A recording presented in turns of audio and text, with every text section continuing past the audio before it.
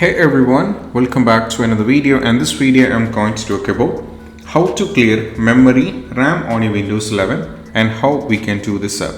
So let me directly get into the step. So as you can see, if you wanted to check the RAM of a computer, all you have to do is just go over here, search here for the not settings, so you have to search here for the task manager and click on the task manager. And right now we have to expand this, and if you go over here, there is an option called startup apps. As you can see above this, you'll be having this one called, over here you can see we have these options, and the first one is the performance, and you have to click on the performance. And over here, if you check over here, you can see right now after a little bit of time, if you wait for a little bit of time, you can see this, the cache generated over here is a little bit of higher, which means around a little bit of higher, which means that is the what I have to say, that is the RAM that is being allocated right now on my device. So if I wanted to make it nil, or if I wanted to completely clear it up, this is what I have to do. So do so, as you can see we have various details over here. If I wanted to clear the cache of the RAM of this computer, what I need to do is I just need to go over here, close this, and go over here on a Google Chrome. And now here in the Google Chrome, I need to search here for RamMap.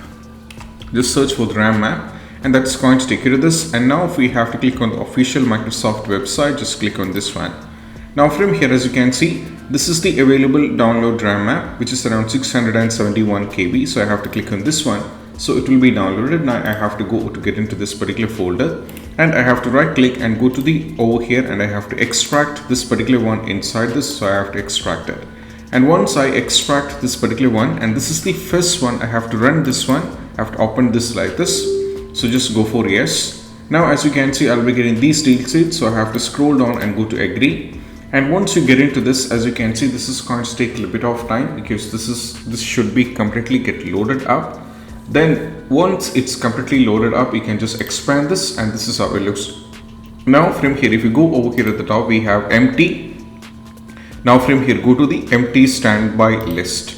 So what happens is right now when you click on the empty standby list, all the RAM that is being generated over here in the background, everything will be completely being set into 0. I mean all the cache and everything will be set into 0.